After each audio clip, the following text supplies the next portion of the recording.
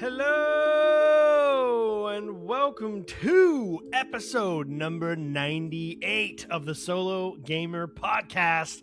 My name is Ian, and we have again the entire council of elder gaming players of the show. Emphasis Everyone's on here. elders. We got. Yeah. Sadly, it's becoming more true every day. We got the whole crew. We missed last week, you guys. Sorry about that. It's just been nuts. I just don't think any of us had the collective energy. But let me welcome you guys in so we can get this thing going. Taylor, welcome back to the show. Great to see you. How are you doing, my man? Good, doing good. Yeah, sorry about the missed week there, but yeah, it was definitely kind of a deluge of crazy shit happening. So Yeah, it's kind of nice to have a little bit of a break. It was. Yeah. It was very, very nice to have a break. Kyle, good to see you, dude. Yo. It's funny because it's like we get on the show and it's like, oh sweet, it must be Wednesday, we're recording, all is well. Kyle is here, but I see Kyle like, I don't know, a few times a week, so I'm just like, oh, it's so great to see you. Like, I saw you like 20 hours ago. What's up? I know, especially football around the corner, man. It's gonna start increasing. Yes, up. Yeah. Actually, Taylor, Kyle, and Alicia and I have a thing. We used to every Tuesday that HBO is doing Hard Knocks for the last couple of years, 2 or 3 years.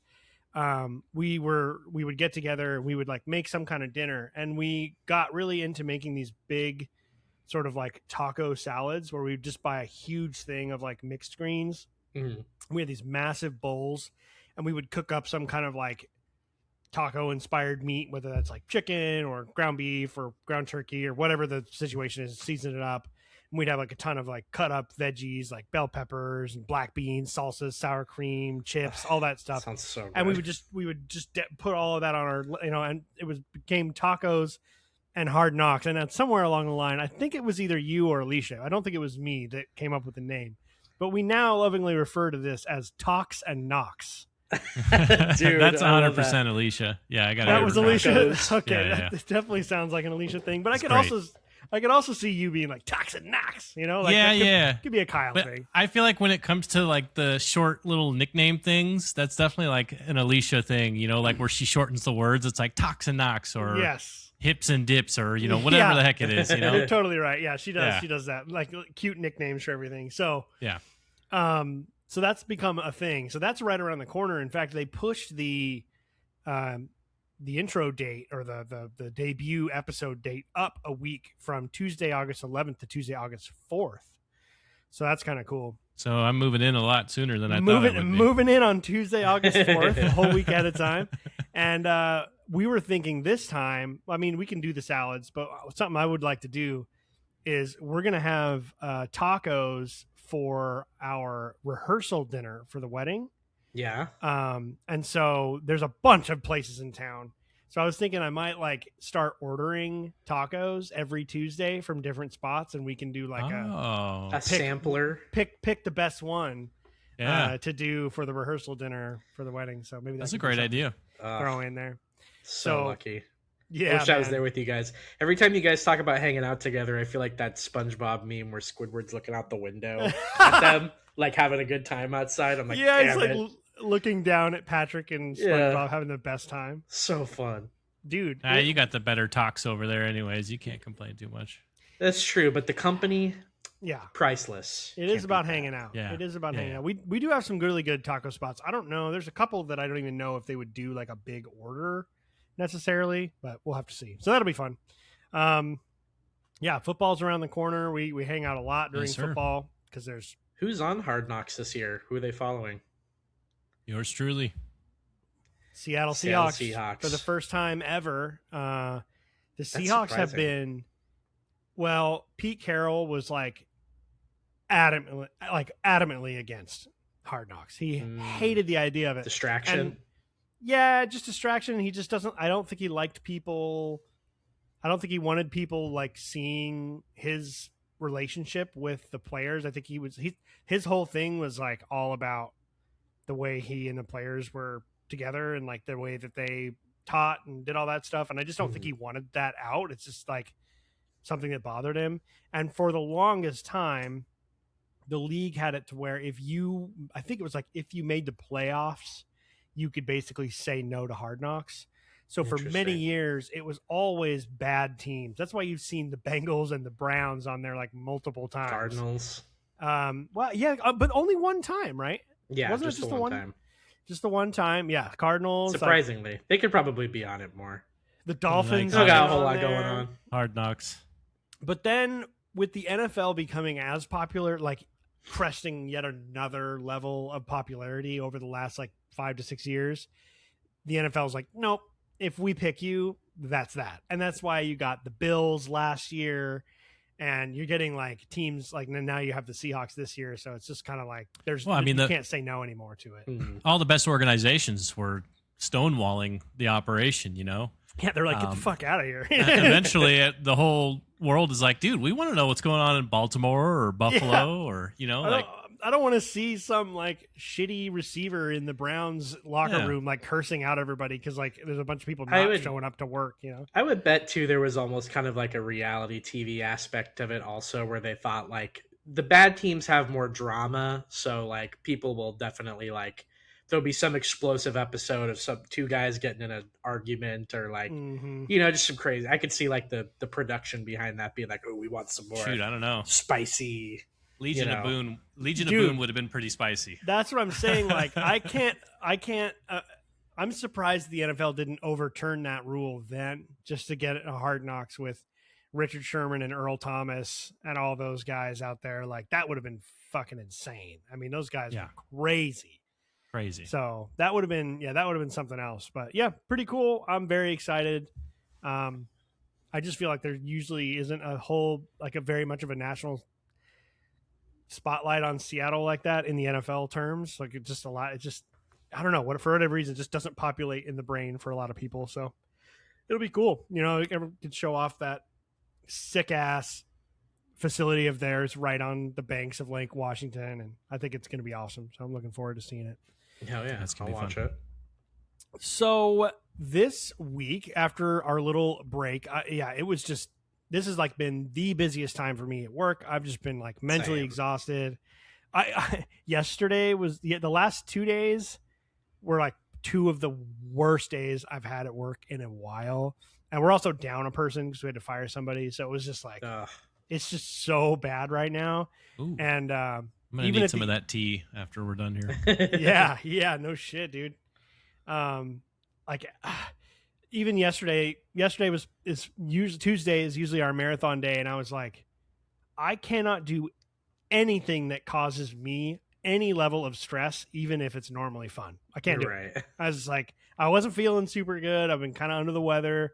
I think it's not even really under the weather. It's just super smoky outside because there's a bunch of wildfires, and it's over 100 degrees, and I can't really go outside.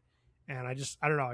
I'm stressed out. So I've just had like a headache and just not felt good for a couple of days. So I think that's just kind of really what it's been. So I wasn't even playing marathon. I'm down for tomorrow though. I don't know if you guys are down to play tomorrow, and we will talk about marathon today because we're doing something special today. We've done this before, and I think we were talking about this before we hit record, that we were going to, I think we used to call it like ahead and behind or something, which makes no sense to my brain. I don't know why I came up with that when I did. So I thought this would be a perfect time to use one of our other segments, which people know by now is State of the Union. Normally we use that to kind of talk about the past, present, and future of a studio or publisher.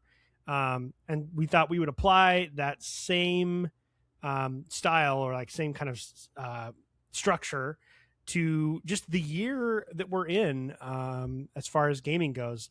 We're not going to get super into the news stuff, I don't think. We really exhausted that 2 weeks ago, and I think it was almost part of the reason we didn't have an episode last week because we were so depressed by all the horrible things happening in the industry. So we're going to use this one to be kind of our bounce back because despite basically we're going to be the dog sitting at the table saying it's fine in that meme. Right. Yeah. That's what today is, because despite everything, a lot of amazing games are still coming out. We're coming out later. They've already come out. We played them. It's like, this is like a golden age still of games. I mean, anything you could ever want is coming out left, right, and center all the time. sequels, AAAs, indies, strategy, JRPGs, like whatever you want. There's so much of it. And we just thought, why don't we just kind of take stock of how this year has gone, what we've been playing, some of our favorite moments, some games, any games we played from this year that are in contention for our game of the year.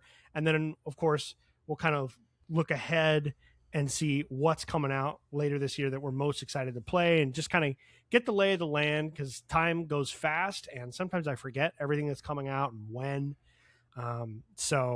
We just feel like I could use this as kind of a middle point. We're right here in the 7th of 12 months. So why don't we just stop and take stock of the year? So that is kind of our goal for this week.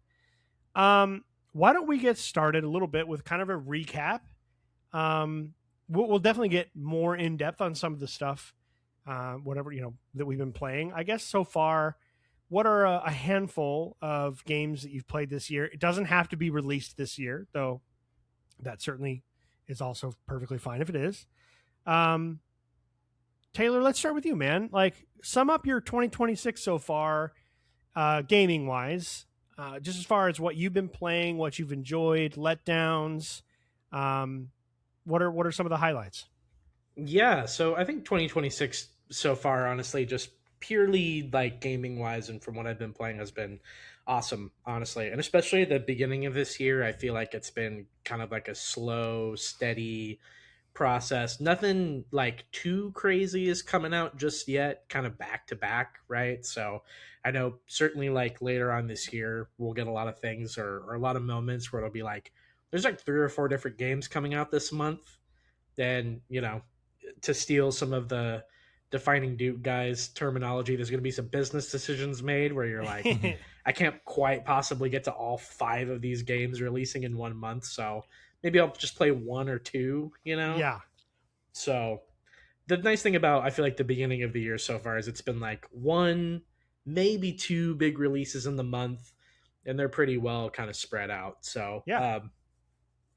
Haven't played a ton from this year, honestly, that's stood out to me like just so far. There's been a couple games. Obviously, Resident Evil Requiem was kind of the first major release I played this year, and really, really loved that game. I mean, that one so far is like, I kind of go back and forth between that one and 007 First Light as kind of being some of my games of the year, for pretty different reasons, but both of them I just thought were like purely just fun video games that I just enjoyed having time with. And I think one of the nice things about both of those games too is they were just so well paced and did not outstay their welcome.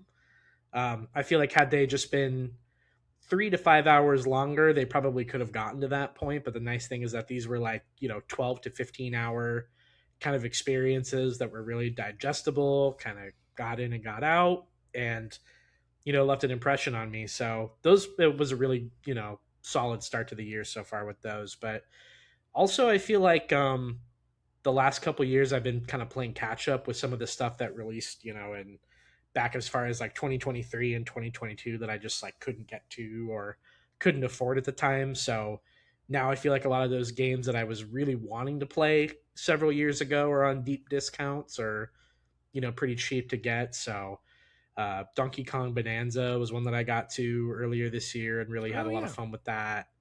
Avowed was kind of a good little surprise. Definitely not the game that was promised, but I had a pretty good amount of fun with it. And, I'm a fan of the Pillars universe. So I thought that was a fun one to kind of dip the toe into.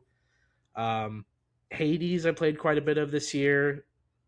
Star Wars Outlaws was kind of a low point of the year where I was one of the first games I got into and was like, I don't know if I'm going to finish this. So it was kind of one of the first ones I dropped, but I mean, so many. Monster Hunter Wilds, probably another one too for me that I kind of got into and dropped out of as well. So there's a couple little misses here and there, but for the most part, some really stellar experiences.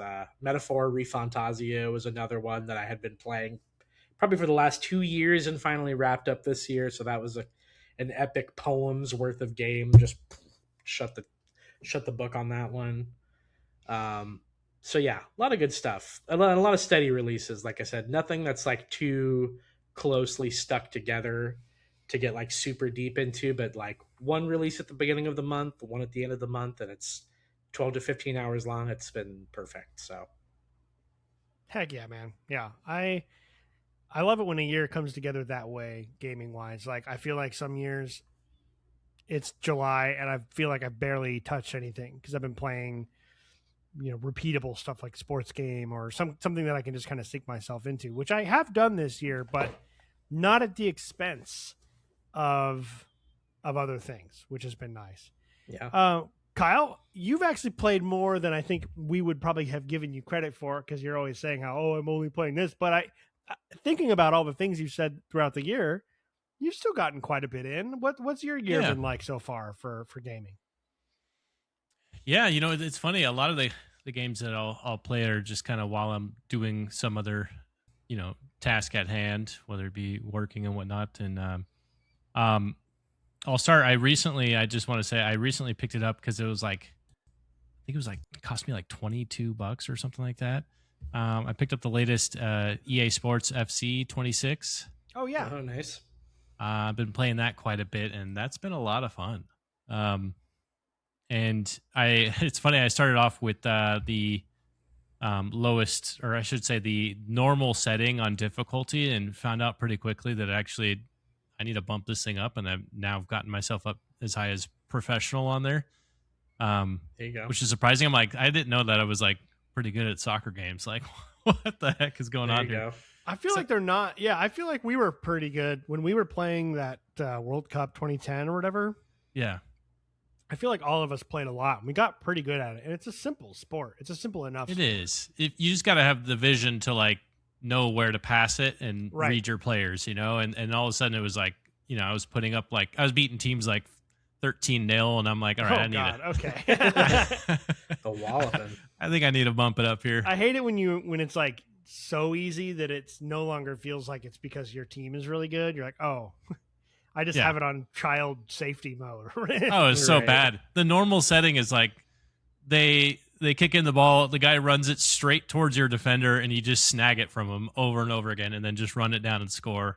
It was like repeatedly, like the AI just kept doing the same move, running straight into me, and I would steal it and score. And I'm like, all right, well, this is horrible. I don't know who is struggling on this difficulty.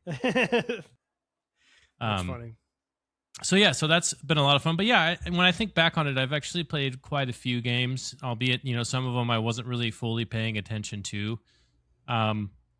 Like I played Divinity Original Sin 2, and, I really enjoy that game, not even necessarily just for the story, because I do enjoy the story, but I've played it so many times now that I just really enjoy the aspect of being able to like kind of customize your group and really go in all sorts of different routes when it comes to like magic trees or being a rogue or deciding to be a little bit more ranged, using certain elements, certain types of magic, that sort of stuff. It's really fun to just kind of like interact with the universe because, obviously Larian Studios is really good about that. They create like just a ton of different ways for you to play their games. And so it's a lot of fun. It's got a lot of replayability. So I always enjoy going back to that. Obviously, I'm always playing Total War at some point, but I can't think of any campaigns this year that I played that like really stood out to me. Really excited for future Total War content, but and then I more recently started picking up Baldur's Gate 3. I've gotten quite a few hours into it. I think I'm into Act 2 now. Kind of stopped a little bit because I put it down and started playing a couple other games, but I'll get back to it. Obviously, got KCD 2 has been a lot of fun. I think that what I've learned, at least through the last about year or so, is, man, I love KCD 2. It's like I said, it was my game of the year last year. I stand by that. It's a phenomenal game, but Same. I don't know what's happened, but I'm like, if a story is like 100+ hours, I just can't. I cannot stay focused for that long on one story, and I end up like stalling out and getting pretty fatigued with it. And it's a great story, and I know that as soon as I jump back in, I'm gonna have the time of my life and be like, "Oh, this is great. I'm glad I picked it back up." But I definitely feel like I'm at a chapter in my life where if it's a story-based game and we're not wrapping it up after about 40-ish hours, I'm like, all right, I want to do something else now. I completely agree with that. I mean, I'm sure there are some exceptions, but it's just asking too much now. I have a hard time with the really, really long. There will be some exceptions, like I said. I mean, Witcher 4 is one where it's like, I'm pretty sure I won't have any issues. It'll just take over. But I think taking a break is a great idea. As long as you can kind of remember where you are. I've always kind of been interested, if I play one of these bigger games, to maybe like, I don't know, maybe take some notes down or something, and so that I can be like, oh shit, that's right. Give myself like a little refresher. Because that's my only thing that will sometimes, if I take a break in a long story game like that and I come back, and if I feel like I don't remember enough, my brain is like, you got to restart. And I don't want to do that, so I'd rather not remember at this point. Totally. These games are so long, and I love KCD too, but it's just so much content. And it's the type of game too where it feels like I'm not playing the game properly if I don't do all the side quests. Right. It's that type of game. Like, you've got to explore everything. It's like The Witcher 3. It's like everything in that universe, you need to interact with it because it's a lot of fun. And same thing with Baldur's Gate 3. So, but this one, I'm kind of playing in the background while I'm doing other things. I can pick it up on my ROG Ally, which is great. And I've been doing that with the soccer game as well. I started picking up Oblivion again. Oh, nice. Yeah, hell yeah! I've been enjoying that year too. Yeah. I'm playing a mage, and boy, I forgot, like, they do not hold your hand as much as they do in Skyrim. Yeah. Like, you have to literally aim your fireball, and hopefully it hits, because I know that they've done a lot to revamp it, but that the way that you're able to like aim and try to hit characters, and they kind of move in funny ways, it's kind of hard to predict and accurately hit people. So it's definitely added a difficulty level to it that I really actually appreciate, because typically, Elder Scrolls games are pretty easy and a cakewalk. So it's been fun. And then of course, later on I'll be getting into like creating your own spells, which I think is a cool, unique thing about Oblivion. So yeah, I'm really excited to, keep playing with that. But yeah, that's been pretty much it. I mean, obviously, elephant in the room, I've been playing a shit ton of Marathon. There it is. Yeah. I was looking forward to playing all these sort of games, and then I found the one, and me, I have that addictive personality when it comes to games, and I stopped playing League of Legends because of that reason. And here I am. It's powerful. I'm just, it's like at least a couple hours a day now of playing Marathon. Are you going to have to quit Marathon at some point? Yeah. I mean, I'm already thinking about how this next, what sucks is that I'm looking forward to this next season with the new shell, but yeah, it just kind of depends. I mean, if you guys are all like, oh, we'll start playing more consistently, then definitely I'll play with you guys. But this one was more of like, I want to like complete as much as I can in this season. Yeah. And just go hard until September 22nd.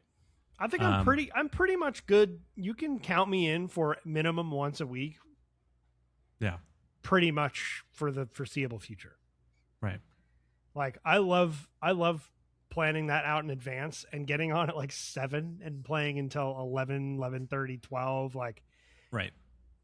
I always feel like I'm like, hell yeah. Like, I got a lot done. I got a bunch of contracts done, or, maybe we died a bunch and I lost a bunch of shit, but I still got a bunch of XP and upgraded stuff. And like, I mean, I look forward to it. I look forward to it every week. Yeah, man. I mean, there's just nothing more satisfying than when you're, in comms with each other and getting in a fight, and, when that communication is just on point. Mm-hmm. And everybody's on the same page. We know what we're doing, and we just handle a team after team after team, because there's been times where we've just been in that flow state. Yeah. Those moments are just, I just don't think that gaming gets any better than that, in my opinion. Yeah. No, I would agree. Fun. Yeah, I would totally agree with that. Like, that's up there with like the best story games. They're different. It's obviously a completely different experience altogether. But right. Just as far as like what I'll remember 10 years from now, Like I'll remember the biggest story moments of Last of Us and Last of Us Part 2 and Witcher and all that. And I'll also remember just some of these nights that we've had where it was just like some of the most fun I've ever had playing video games is with Marathon. Yeah. Would you say that's your, like, of games that you've played that have come out this year? That's your game of the year? I think it's the only game I've played that's come out this year. I couldn't remember. I was trying to remember if there was anything else that you played. I'm trying to go through. That was from this year. Well, you look through it a little bit, Taylor. So you listed quite a few there. What would you say, like right now, if you had to pick your game of the year so far, it would be? Gun to my head. Gun to your head. Came out this year. I would say Requiem probably is my game of the year still right now. Yeah, that's awesome. Just with the tie that I have to the Resident Evil franchise, I feel like it was like a really good, like, passing of the torch kind of moment sort of game that I feel like we rarely get in pretty much any medium. It seems like a lot of franchises struggle with being like, let's pass the torch to like a new cast, or like let's, involve like an old cast with a new one and kind of mix it together. So I just thought that they blended it together so well. All of the different styles of Resident Evil games, like I was just kind of really worried about the way that they were going to handle kind of the switch of going to first person and third person and then mixing them both together. But I feel like they did it very, very, very well. And again, like I just have to keep bringing up the fact that like did not overstay its welcome. Like it's not a long game. It's very easily replayable.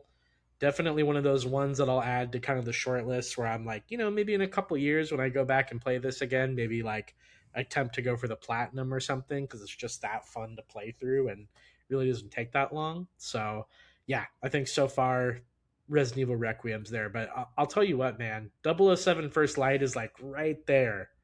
Like it's just so good. Purely fun. Wow. Like just such a fun video game. And I'm also just kind of a sucker for like a good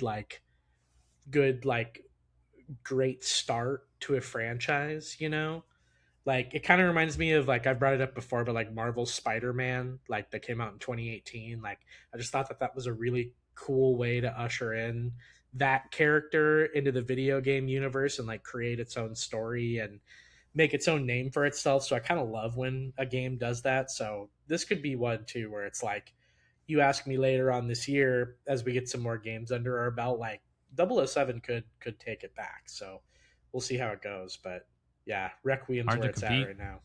I'm hard excited to compete with that, man. Especially Resident Evil. I know that obviously those games at this point, if you think about like just the hype built around Resident Evil content in general, and the fact that they can actually deliver to that hype, that's very, very hard to pull off. And that game, from everything that I've seen and heard and read about, has absolutely delivered to the level of hype that's been around Resident Evil for so many years now at this point, and it just keeps building. And it's crazy how Capcom just continues to deliver. They can't miss right now, man. After like a dark age. Yeah. Well, the crazy part too is like they're putting out like a new one like every like 2 years or so, and like nobody's getting sick of it because it's just such consistently high quality, and it doesn't like it takes just enough like time to get to the next game where you like kind of miss it a little bit. Like you're like, okay, like I'm ready to get back into it. Like Code Veronica coming out here next year will probably be the quickest uptime from one game to the other. Fast. And I'm still feel like I'm like, oh, let's do it. Let's get into it. Like it's October of 2027. I'm ready to go, Which is like, can you release a Resident Evil game at a better time than October? Yeah. I mean, how perfect is that? Yeah. I feel like they always end up coming out in the early part of the year, like January, February, or they come out maybe in like early summer, spring or whatever. And it's like, thank you. Like put this out in October and it's scary season. I mean, that's right. That's what it's all about for sure. Yeah, I was looking through the list. Any others? Admittedly, I really haven't played any other games. Oh, sure. I can't see a single one. But obviously, we all kind of do our research on games as we're watching the gaming reveals and all the shows that we watched together, and then we kind of individually look through it. And yeah, for me, I just can't think of another game that has been so new, like has delivered a completely different new universe that's very unique in its own right. And also been like a really good game at the same time, right? And I think it's really kind of a genre defining game, and hopefully, fingers crossed, Bungie can figure their shit out and make this game last, because the potential behind this game is absolutely massive. And I think that people are really catching on. The player count has skyrocketed since the latest update, by the way. I hope it stays that way, That's man. awesome. I love that. I want to watch some videos on that. I did not know that. Yeah, so I know it just launched, so. Well, that's just off of Steam counts, right? But I think most people are playing on PC right now. Yep. For sure. Which I'll probably be switching over. But yeah, to me, it's just I this is coming from somebody who for a long time has basically said no to shooters. I mean, ever since Halo 3, really. After Halo 3 was done, I think I just stopped playing shooters in general. For me, it was just something that I just never was really interested in, especially, extraction shooters. And, we had that era of Fortnite and PUBG, and that was like, I couldn't be further away from wanting to play any of that. So, and I was admittedly, I think, a bit more skeptic than both you guys, with the whole art design issue that they had, and start. Really, really rough start. And so for me, I was like, I'm probably not going to play this, guys. And then you guys started talking about it more, showing me some more content, and then you started playing it and showing me it. And I mean, thank God you did that, because this has turned out to be, just one of the best games I've played in general. I'm not even just talking 2026. No, so I agree. Marathon's easily a game of the year for me. It's just, unfortunately, I think if we're going to stack it up against some of these other games, numbers wise, I don't think we're going to be in the same ballpark, just because it's just had such a rough start, which is really sad. Yeah, rough start and rough surrounding issues with like what's going on with Destiny. They kind of created a huge part of their loyal fan base. They kind of forced pitch them against Marathon because of the way that they released it as they were putting Destiny 2 down, and they didn't have Destiny 3 lined up. So you had this huge part of your player base that you would have hoped would have adopted Marathon as like an other thing. And instead they're like, fuck that game. It killed my boy. Right, and it just like, however fair that is or not, that's the way it came across. It's the way it looked. And it just, I remember back when the whole stolen art thing came out, those different assets that they took. I remember being like, fuck this game. Like, Bungie is so done. I did not want to mess with it at all. I think the only reason that I gave it a shot is because the Sacred Symbol guys, Chris and Dustin especially, were talking about it on nonstop when it first came out, and they just would not. Every episode after episode, they talked about it so much that a bunch of the people in the audience were like, okay, I guess I got to give this a try, because these guys won't stop. And I was one of those people. Well, Chris is also too like one of those guys that's just like so steeped in first person shooter that I was Bungie like, specifically. If he's endorsing it, it was like, okay, this is high praise. Like, that meant something worthy of checking it out. Yeah, absolutely.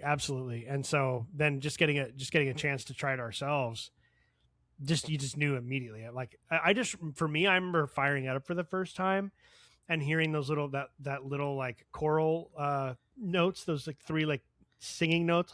Dude, I was like, "Ooh, that was cool," And then it just opens up with this soundtrack, this like cyberpunky badass like soundtrack, and it's kind of spooky, and I don't know. There was just something. I'm a big like. This is a very Gen Z sounding thing to say, but I'm definitely like a big vibes person when it comes to enjoying a video game. Yeah.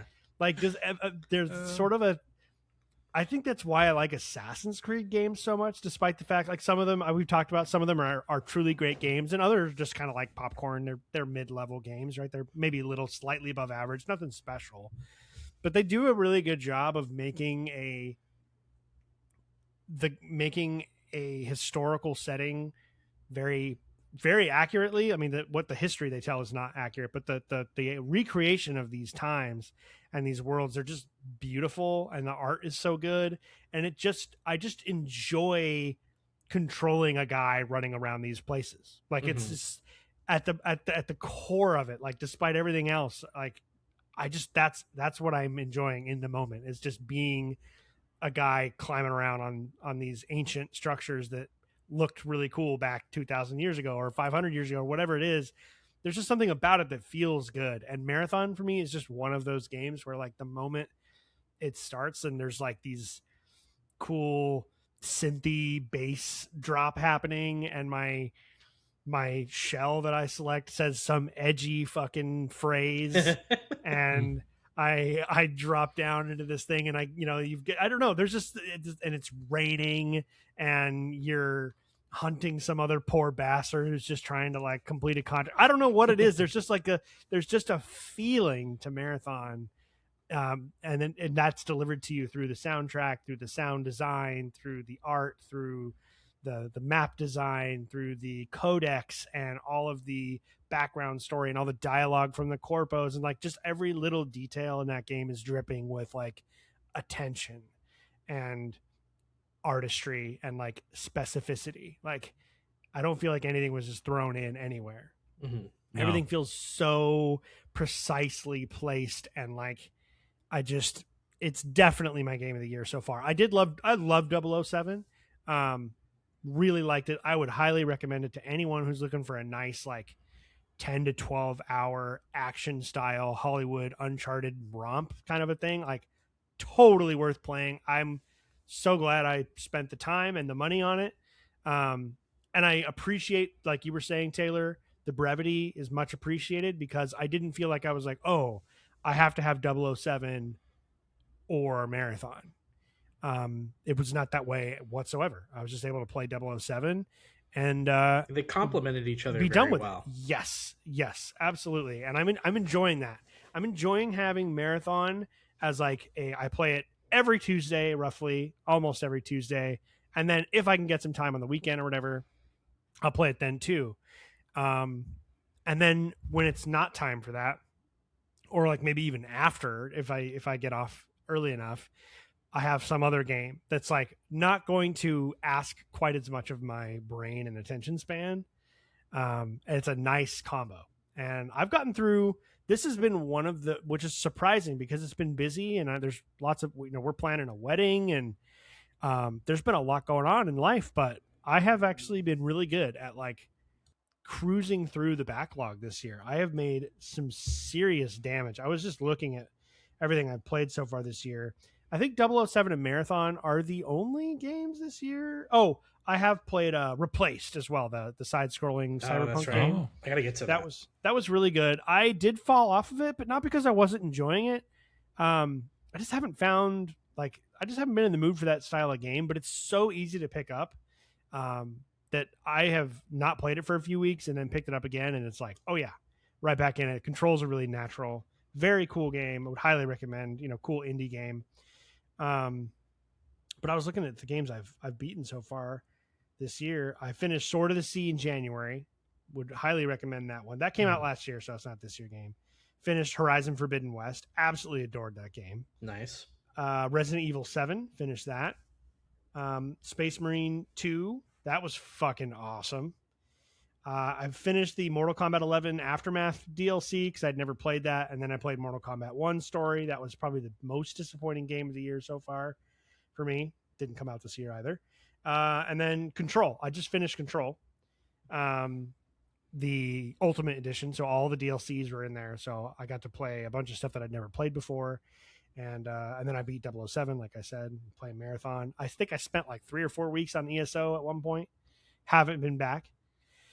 So yeah, that's kind of everything I've been playing. Marathon 100% is my game of the year so far. Not even really close, but we'll see.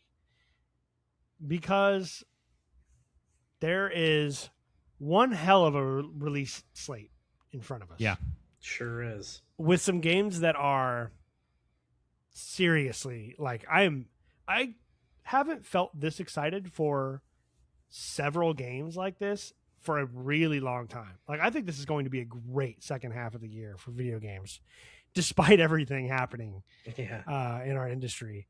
So I would have it. Taylor, did you play? You may have just talked about it, and I didn't hear you. Did you play Pragmata at all yet, or no? No, I haven't.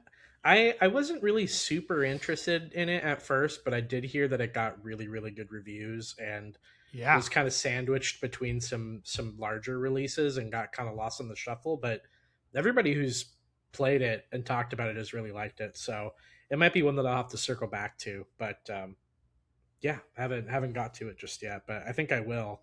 Yeah, let me know. I mean, that's definitely a game. Like we've talked about this before. Like I know that it's got some of the stuff that wouldn't maybe normally bother me, but the gameplay of it seems so unique, and it's just hard to find stuff that's really original. Yeah. And just the idea of like you're basically playing as two characters at once. She's on his shoulders and she's hacking these robots, and you've got to do the little hacking puzzle and then open them up and then use him to shoot them and their weak points. It sounds really cool. I love the idea.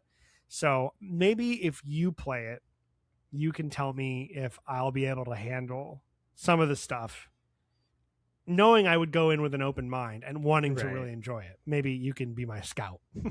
Yeah, just your camp scout. Yes. If I'm gonna get to it, it's gonna have to be pretty soon because like we're about to get like chock full of stuff. So we are. In fact, why don't we go ahead and jump into that? So the second half of this is going to be more our preview and like what we're most excited about and like some of the biggest releases coming out for the rest of the year. So the day of recording, this is July 22nd right now. So the one game that came out recently that I have not gotten to play yet is the remake of Black Flag. That just came out. Assassin's Creed Black Flag came out. I'm just, as a huge fan of the series, I just wanted to bring it up because I'm really happy to see an Assassin's Creed game come out and get like 8s and 9s again. Yeah. Like, yes. Okay. Everybody's loving it.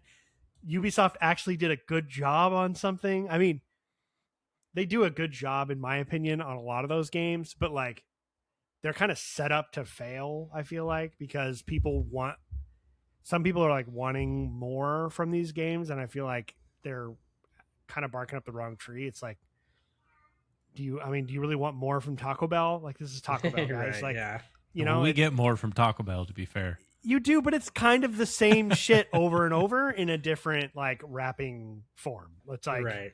And I'll eat all of it. Yeah, exactly. That's what I'm saying. That's why I love Assassin's Creed, because it's always wrapped in a different tortilla, or have some kind of new sauce that they put in there, or like some kind of new chicken, whatever it is. It's always, you eat it and you're like, this tastes like Taco Bell, but it's kind of different and it's fucking awesome. And that is literally what Assassin's Creed is to me. So it's cool to see it kind of be a little bit more than that, and like have critics who probably scoff, a lot of these critics who are like only eat at Michelin starred restaurants kind of style, where it's like, I only want the best games in the world. Like, it's kind of cool to see those people being like, I haven't played an Assassin's Creed since Black Flag, and let me tell you, this one's good. I'm like, cool. Even the haters are liking it, and I think I'm just happy to see Assassin's Creed be back in the limelight for like all the right reasons, instead of everyone just whining and complaining about it. So you're right. Yeah. I just wanted to throw that out there. I picked it up because I wanted to vote with my wallet. I'm like, yes, remake more of these. Remake the first one. Remake the second one. Like, let's go. I'm all about it. Let's go Capcom with this, and remake all your games and then make them even better than they were before. I'm all about that. So I bought it with a gift card that I was given for my birthday, and I'm not going to play it yet though. I kind of want to play through some of the older games again. So I've been playing Origins lately, just as my like, it's kind of late. I want to play something for 40 minutes kind of game, turn my brain off game. So that was kind of like the biggest release so far of this month. So I just wanted to touch on that as a fan. I think, and if you guys have, if you're looking at your list or you have something that comes out and I skip past it, just cut me off and be like, hold on, this game I want to play this one or talk about this one. I think the next big release that I'm seeing on here is this month. It's July 28th, I believe, which is Halo Campaign Evolved. How are we feeling about Halo Campaign Evolved? We've talked about it a little bit before, but it's been some time. We've seen a little bit more about it. Kyle, where are you at on Halo Campaign Evolved, dude? I definitely am looking forward to playing through the campaigns with you guys. I think that'd be a lot of fun for sure. 4-player co-op. Yeah. So here's the question. They're remaking Halo Campaign Evolved. I think it's probably safe to assume they're going to do this with 2 and 3.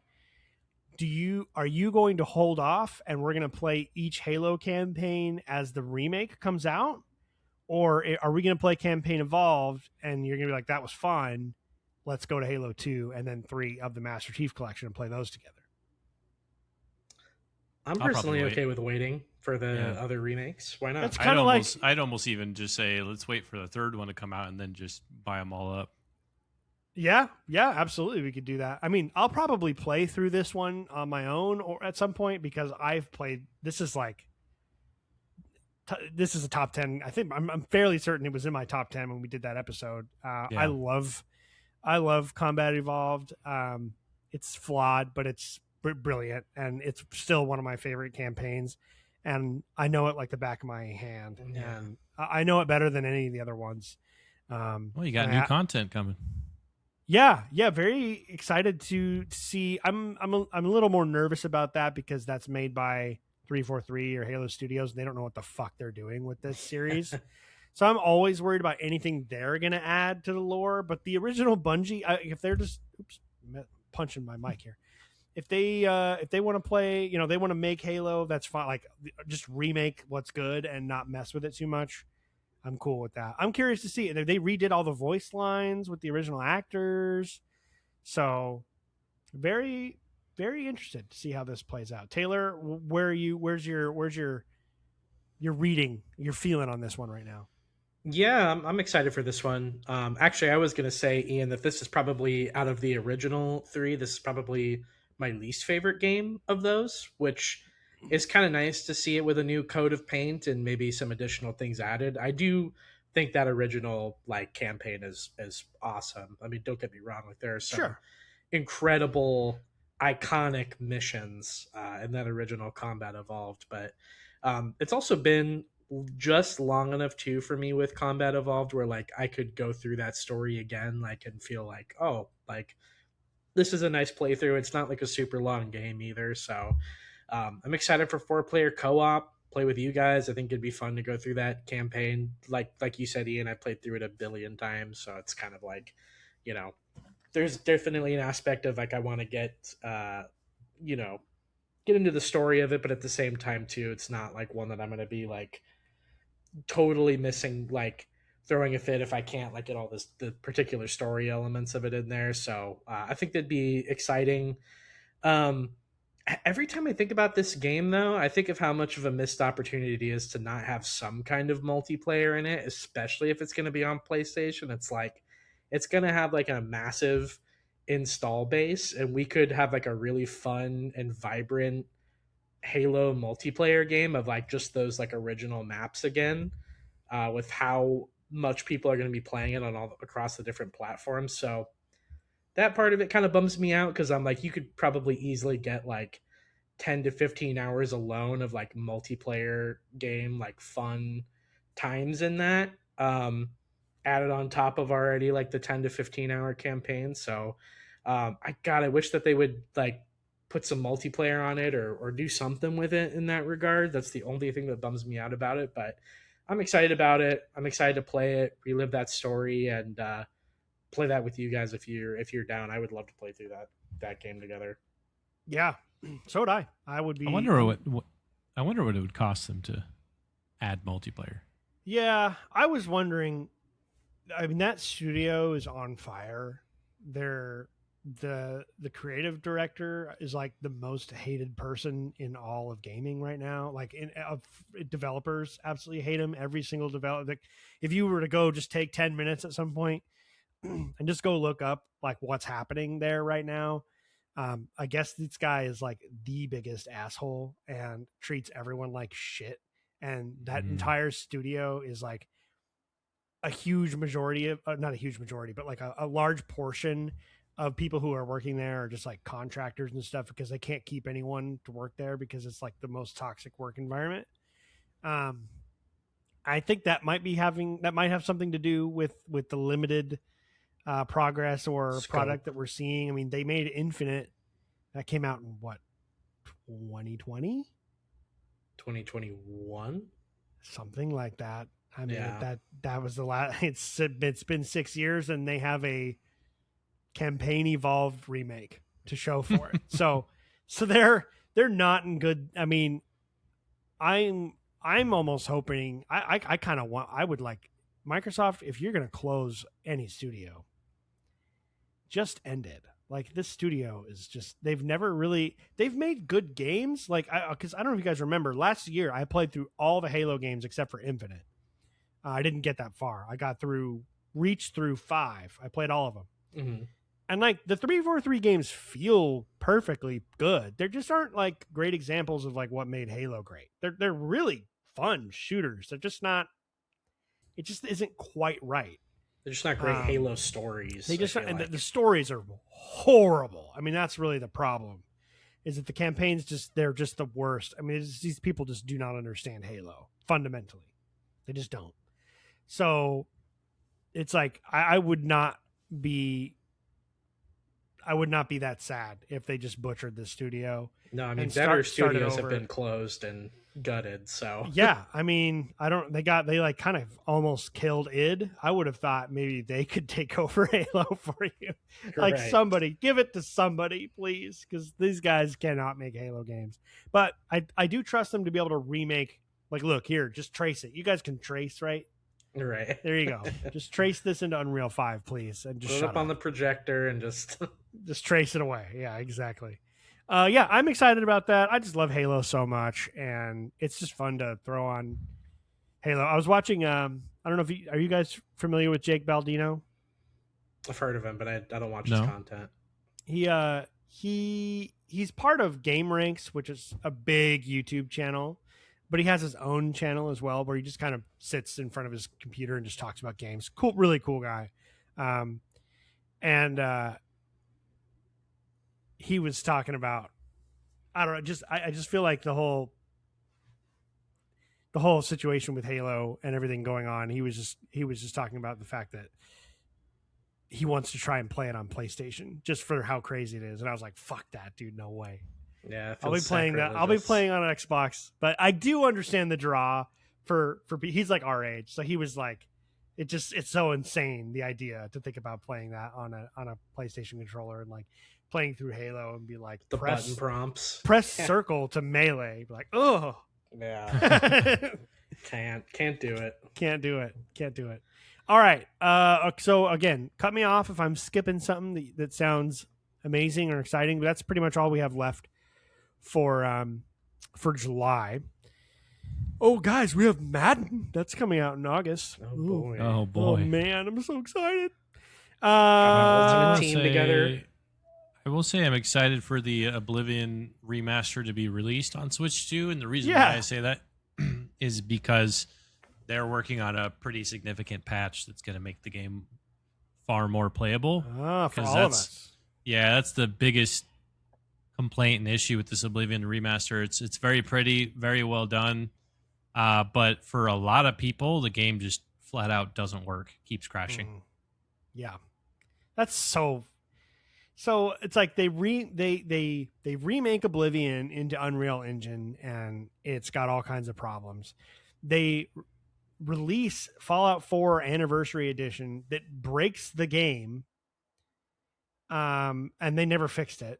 In fact, the only way they could fix it was by removing all of the graphical improvements. It's crazy. So the entire neck. So all they did, they took Fallout 4. BGS took Fallout 4. They added in graphical improvements and they added in their paid mod thing. What do they call that? Creations. Creation workshop. Yeah. Creations workshop, creations. whatever it is. Yeah. So they put creations in it. So I mean, it's microtransactions. They put in microtransactions and they put in like a graphical update. The graphical update caused the game to crash. They didn't, and it doesn't work. Like VATS wasn't working, which is like the whole world. I mean, the entire game is built on that, and it was broken for like almost 2 years. What was that, 19 months or something like that? And then they took all those improvements out and left the microtransactions. That's Fallout 4. So, oh, great, yeah. I'm seeing 2 big ones here in August. So if you guys have other ones, the big ones for me are Resonance: A Plague Tale Legacy. Yep. In fact, I just installed the second Plague Tale game on my Xbox because I'm planning on beating that before this comes out because I have not played it yet. It's very, very good. So very excited for that. Let's talk about that one for a minute. Kyle, you sound like you're pretty pumped for that one too. Well, I got to play through the others, so they're not super long. Yeah, I mean, quick. Yes, this is one of the ones when we were watching the game shows. This is one of the ones where I was immediately like, "Oh, what is this?" You know, this looks amazing, and I was not expecting that to be a Resonance game, or I mean, a Plague Tale game. So I was pretty surprised by that because it looks very different from how the other 2 games play. Yeah. But the action seems really, really smooth. It really kind of reminds me of the kind of physical interactions of The Last of Us.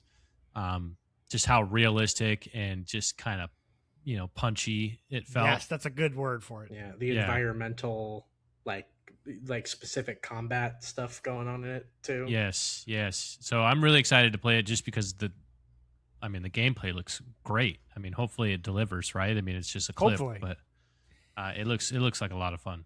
Yeah, it looks awesome. It looks like it's a prequel too, so you don't necessarily. You never know.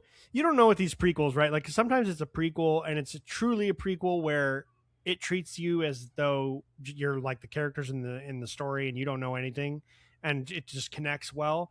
Other times it's like kind of assuming you know a bunch of stuff, and it feels like almost a sequel. Like you won't appreciate half of it.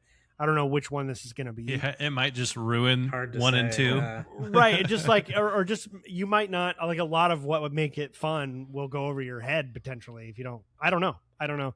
I'm getting the feeling based on what I've seen from it that it's like, it seems like, because even though the first 2 games do take place in like France in the 14th century during the Black Death, they're, it almost has like a alternate history feel, or like kind of like Assassin's Creed, where it's like, well, the history you think you know is not real, and this is what actually happened, kind of a thing, or like this is what's going on behind the scenes of what you think reality is, sort of a thing.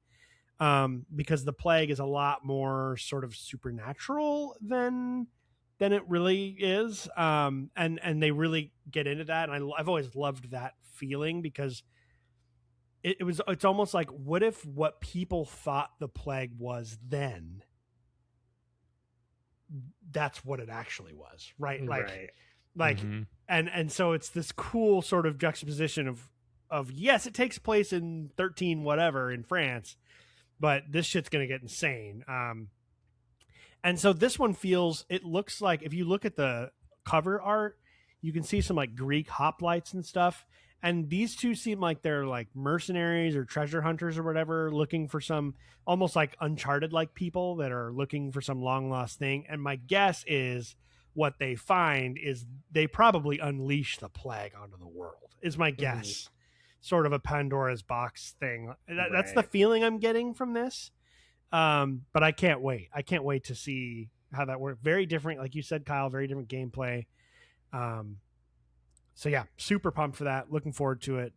I'm going to try and get it physically if I can. I actually just randomly found a physical copy of it used in GameStop for $20, and I looked on eBay and it's like all the used ones are like $34. I actually got a deal at GameStop. I got a physical version of that game, so I just need the first one now, and then I'd like to get this one too. Right after that, so that's on August 27th, by the way. So Plague Tale Legacy Resonance, August 27th. You know what else is August 27th? Star Wars Zero Company. That's right. So Taylor, is this a day one buy as well, right? So are you going to buy both these games the day of, or are you going to pick one or the other? I don't know. I was actually going to say for Plague Tale Resonance, or not Resonance. It's Resonance. Plague Tale Legacy. Oh, okay, it's Resonance. It's weird. It's called I thought it was Resonance. Mixing up my a Plague Tale Legacy. It's like, holy shit. We got Control Resonance that we're going to talk about later. All these Plague Tale 3. Right, yeah, pretty much. Yeah. No, I was going to say about Plague Tale, though, is that like this seems like kind of one of those games that could be like a dark horse game of the year contender. Like, without a doubt, I love the first two games. I kind of played them back to back, actually, right when the second one came out, and had a really, really good time with it. And I think, like, all told, both of those games back to back only took up like maybe less than 30 hours. So yeah. They were like very, very quick, short experiences. But the second one was like really, really good. It wasn't my game of the year for the year that it came out, but it was like definitely in the top 5. So I think like if you're going to get into the series, like definitely check it out. I think it'll be really good. But yeah, this one I'm really excited for. Like you said, Kyle, the combat looks really fun and smooth. I think that, the change up in gameplay formula is going to be a welcome change for this series, as the first two games are kind of more stealth games, and then the second game has like slightly more action in it, but it's still like at its core kind of like a stealth game. So interested to see that. I think that this will be like I said, kind of a dark horse for game of the year for me. But yeah, Star Wars Zero Company I'm excited for. I haven't really played that many games of this sort of like XCOM style. The only ones I can really think of that I played through off the top of my head were like Gears Tactics. I played a good amount of, and then I've played kind of like the I've played what's that game series called? Not Netrunners. It's like Shadowrun. Yes. All right. So based on like the tabletop game, like I've played some of those that are kind of in that same style, but like generally I don't really know like what to expect from it. But I think it looks fun. I like a Star Wars game. This definitely seems though that the kind of game that like wouldn't get super great critic reviews. So I don't know about a day one buy at this point. We'll kind of see. Resonance I think is more so going to be the day one buy, and then Star Wars maybe if it gets some good word of mouth possibly, or some good press. But definitely excited. There'll be another Star Wars game later that will certainly be a day one buy though. So, but I'm still excited for it. Should be fun. Yeah, I'm gonna kind of hold off and just kind of look. I want to see reviews in general for sure for Zero Company, and then I also want to see like, do people enjoy it on console? Because I've just not been playing PC games very much, and especially this time of year, it's hot as fuck in here right now, you guys. Like, I just don't spend a lot of time down here. Unless like I think it's going to take like a Total War to get me down here. I think like the big Total War DLC that's coming out at some point this summer, which I might talk about for a second at some point, but that will get me to play it. But other than that, like I would rather play it on my Xbox if it's not horrible. I really enjoyed playing Gears Tactics on the Xbox. I thought it did really well. Kyle, you think you're gonna try and pick this one up? I mean, I know you were pretty excited for it, but or are you going to kind of hold off like we are and kind of see what it's looking Well, like? Yeah. I do need to see more, and especially, I hate to say it, but the latest preview that we saw of it was great until the end. And that was the one thing where I was like, uh-oh. Yeah. You just kind of ruined the whole thing for me. I mean, this better not be a Skywalker story. That's all I'm saying. I've had enough. Dude. I can't believe they threw Anakin in there. Like, that was really, I was just like, I rolled my eyes so hard it hurt. I was like, fuck off. It was going so well. You know how many trillions of people are in this galaxy? How does this man show up everywhere? God. Now, if you ask me, they're using the wrong Skywalker. I'd be more excited if it was Luke, but yeah, well, it would be the wrong time. But even then, it's either like way, Star Wars is bigger than these like 9 characters. Like, there's so many cool stories in the universe of Star Wars, and you just can't let go of Skywalker. I don't get it. Shoehorn the same like movie characters in over and over and over and over and over again. It's like there's so many. I mean, the best Star Wars video game ever made takes place 4,000 years before anything from the movies, and it's the best Star Wars game ever. Like, we don't need to have the same characters and everything. I totally agree. That really messed it up. I hope that's like a DLC or something that's not part of the main story. But it's totally the type of game that I love to play, especially in the background of doing other things. I'm at the end of the day, no matter how good it is, it's going to have to wait until I finish Baldur's Gate 3. But yeah, for sure. Yeah, I'll definitely, like, if you really like it, Taylor, or like if the reviews are out and it's good and you really enjoy it and I'm hearing good things, then I'll absolutely pick it up. But something's got to go because there's so much coming out here after this that that's probably going to be like a backlog thing, I think. So the next big one that I'm seeing, so please, like, let me know if I'm skipping. The next big one here is Control to me. What about wait, when's Control? I think there's some bigger ones in there. Yeah, there's a big dog in there. September 3rd. September 3rd. What's on? Oh, I forgot. Blood of Dawnwalker moved up. That's right, because it was in the 20 something, and Blood of Dawnwalker moved up to September 3rd. That's right. You're right. Okay, so yeah, that's a huge one. That's probably my most anticipated, I think, game of the year. That or Control. It's hard to say. Taylor, where are you at with Dawnwalker, man?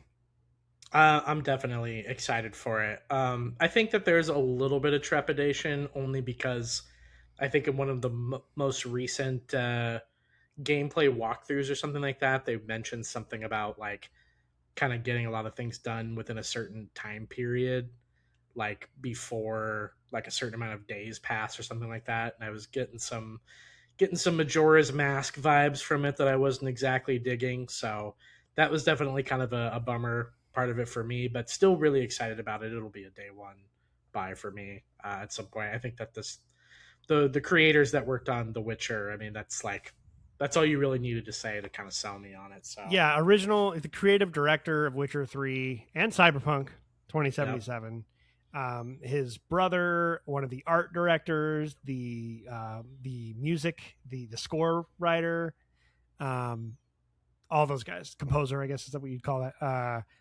All those people are coming from CD Projekt, so I don't think you have to worry about that. I will say they have gone through quite a few, like, they've gone out of their way to be like, everyone don't worry about the time thing. Like, the time thing only has to do with like the main storyline, and the only thing that it really plays into is the fact that certain decisions you make take up a time of the 30 days and nights that you have, quote unquote, and they just bar you from other choices. Okay. So it's not like a literal clock is ticking as you play the game. It's just they're using the idea of like, okay, you're about to do this main story quest, which is going to take you this is going to advance the story this much time, which means you will lose out on this. And so it creates like, it's basically like a branching path narrative. There's some replayability. But apparently, lots of replayability. Apparently, though, if you're running around doing side quests, it doesn't count against the time at all. Okay, that's good to know. That's good. So it's built into like only the main story, and it's basically there to like basically force you down certain pathways depending on what you want to do. That's good to know. Yeah, because I don't know why some of those like games that have kind of those time constraints like that, like I just feel like with rare exception, like I think like there are some series like Persona and stuff that do time things very well like that, where I feel like I can get a good amount of things done and not really feel like I'm missing out on a whole lot. But if it ends up kind of cutting it too close or the time constraints are too strict, that I usually don't jive with that too much. So that's good to hear. Yeah, I would completely agree. I don't want to feel stressed out by that. It feels like the Blade game that I've always wanted, to be honest. I know, right? And I mean, we were just talking about like the whole Plague Tale thing. That era, that 14th century Europe is just like right up my, like, I'm just so into that. And I love the idea of, it kind of reminds me of like the Warhammer, the Empire and the vampires, and like that whole relationship. It feels kind of similar to that, where you've got these vampire counts that are ruling parts of Central Europe. Very cool, very Dracula. Like I'm all about it. It looks so cool. Sort of like that, would you call that Ian slop? Probably, yeah. I mean, any kind of just like these, these like historical games that play with history are so fun to me. Okay, now am I okay to jump to Control? Hang on a second. No, actually, you forgot about one game. NHL 27, dude. There you go. No, well, maybe, I don't know. I was looking at a different list, but I think that they were in release order. But Wolverine, Marvel's Wolverine, yeah, man. Yeah. Marvel's Wolverine. I'm gonna skip this one for now, but Taylor, you're jumping on this like the day it comes out, right? Yeah, no, I'm kind of excited for this one. I think that I love the X-Men. I'm still a big Marvel guy. I enjoy those stories for the most part, and some of those heroes. Actually, they just came out with a Magic the Gathering set for Marvel that I just built a Daredevil deck out of. So I'm kind of excited about that, getting back into Magic recently. But Wolverine looks really cool. I've always loved the X-Men, especially like out of all the Marvel like smaller sub teams, they've always been one that's interested me. So I'm excited for this particular one. It looks gory and really fun, and it looks so good, dude. I love all the inclusion of some of the other X-Men in there. So I think if this has the potential again to be another 12 to 15 hour fun little action game that I can just kind of like sit back and relax and play, that probably just like 007, bang it out in like a week, just because I'm having so much fun with it. So I feel like Wolverine would be a good high game. Oh, 100%. Like it's just super tactile and physical, and I love the word punchy that Kyle used earlier for like good melee combat. Oh yeah. And that was the feeling I was getting from that. Is like every time you hit someone with those blades, you just feel it, right into them, and the animation works well, and like if the animation and the sound design and like the way that it feels in the controller and just all of that stuff, that gets so addicting. And I feel like that's the kind of thing I'm like, fuck yeah. Yeah, I kind of like that. It's so funny you said fuck yeah, because I was like, that's the type of game where, like, when we went to go watch Mortal Kombat in theaters, the guy in the background was like, oh, fuck yeah. It's just like a dude. It's just like a dude game. Game, yeah. Just ripping somebody's head off while you're like this is like the game that I would show my dad. Like, dude, check out what's happening on PS5. Your dad would be hilarious to listen to. Between sips of beer. Wow, that's sick. Yeah. Yeah, like, oh, you got him. Just like I just feel like that just gets that visceral sort of physical thing down. And I think the reason I'm forgetting about this is because I have sort of compartmentalized it as like, it's off limits for me. I haven't played Spider-Man 2 yet. And I know that's a letdown. I know, but I still have to play it. I mean, it's still Insomniac. I think so, yeah. Love the original Spider-Man from them. Really enjoyed Miles Morales. I thought that was a lot of fun. So I have every intention of getting to Spider-Man relatively soon, like hopefully within the next 6 months to a year. It's just that there's other games coming out and there's other games on my backlog that I have just prioritized, I think. And so I just know, like, my brain's like, I don't want to get excited about Wolverine because I'm not going to get to it for a little bit. Yeah. But it looks awesome, and I will 100% play this game at some point. No doubt. I know right. I keep trying to jump to Control, but there's actually 2 games. Looks like I thought there was another one. Sorry, there's another one for me too. I'm being a little more careful because I did see a few other things that looked good. What's the one you're thinking about, Taylor? Fire Emblem Fortune's Weave. Okay. For Switch 2. I think this will be, other than the Ocarina of Time remake, which is coming out later this year. We don't have a date. So we still don't have a date, which is so weird. Very weird. It's July. What are we doing? So I didn't put it on my Almost list, August. but as soon as we find out when that's coming out, I will put it on my list. But yeah, Fortune's Weave will be like the number one thing, that I'll pick up my Switch to for this year. It just looks really good. I love the Fire Emblem games. It seems like we're getting an interesting new cast of characters, and it sounds like they're kind of going back to the Three Houses formula, which was one I really, really thought was a really cool way to do it. Kind of mixing that really fun strategy Fire Emblem gameplay with some of the like life sim sort of elements that like Persona kind of has in there with like the school and stuff like that. So this one could be really fun. So I'm excited for that one. I think that'll be like the main Switch release here that I'm this year that I'm really looking forward to. Yeah, I feel like you haven't had a ton of opportunity to really jump into your Switch. Yeah, which one is this? Is this like number 37 or probably 36? No. There's a lot of them. There's definitely a lot of them. I am envious of like those fan bases that get these a million entries and you're just kind of always excited to play it like that. We talked about it already. I mean, I guess the closest one is Assassin's Creed for me, but I was it's gonna like, say it's kind of but Assassin's even that, Creed like.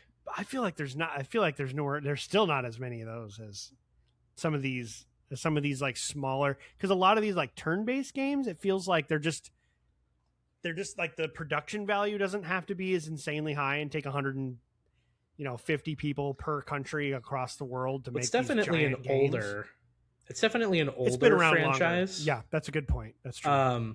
But I would almost be willing to bet you if we kind of lined up Assassin's Creed and Fire Emblem side by side, that'd be awesome. We might not like have that many more releases. Like I think they might have the exact same amount of games. Yeah, that's cool. Okay, yeah, I wasn't sure how many there were, but I love that. Like I love that vein of video games, right? As its own thing of like, yeah, there's just a bunch of them, and if you like them, they're just kind of always coming out. And you're like, oh, yeah, cool. They're always like at minimum good, Yeah, exactly.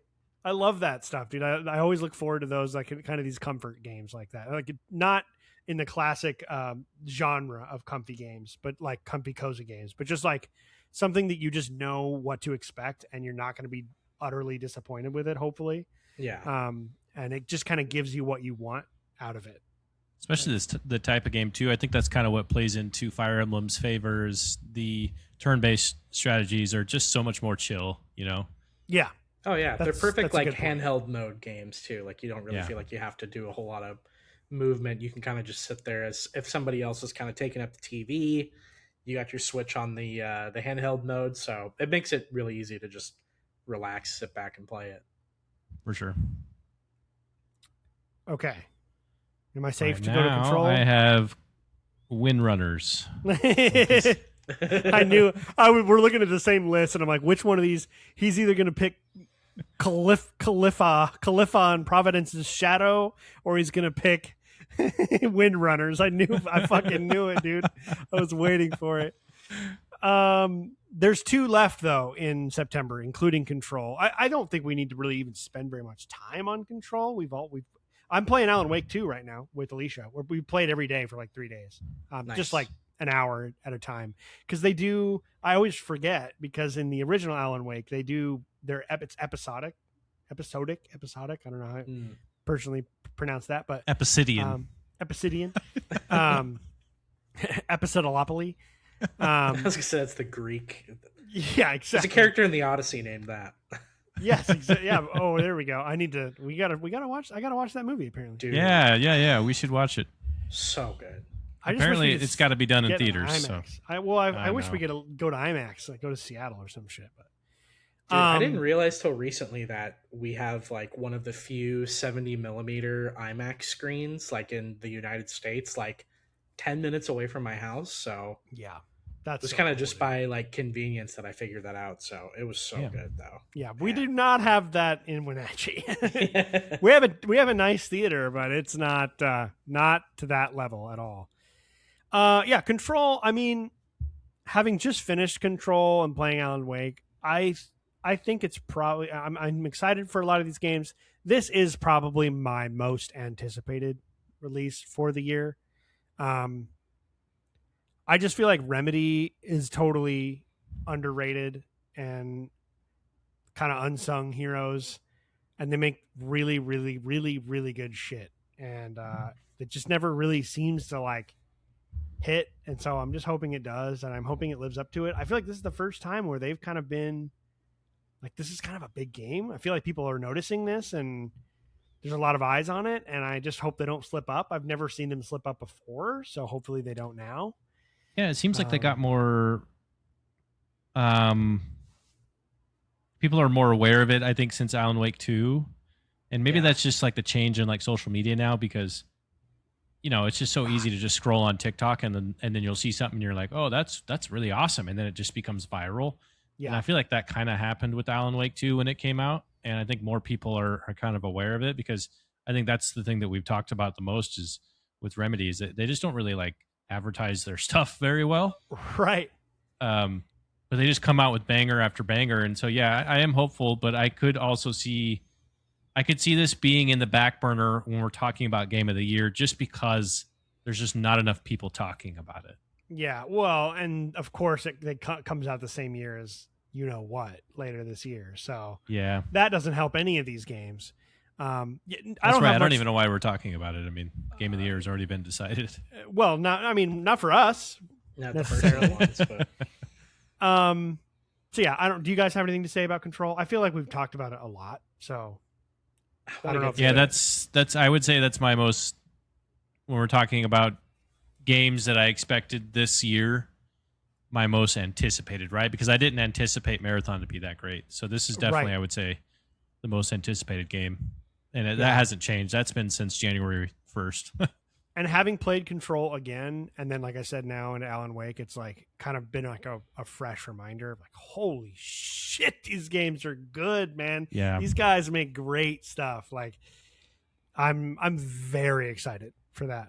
Very excited for that. Taylor, I know you're probably going to have to put it off.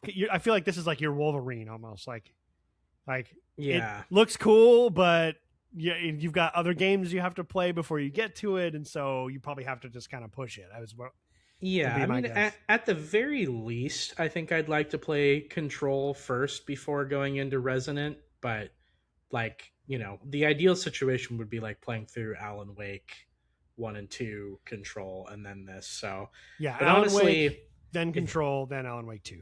If you guys end up like really, really loving it though too, like I could see a situation where I'm like, I'm just gonna play Control now, so that way I could like go straight into Resonant.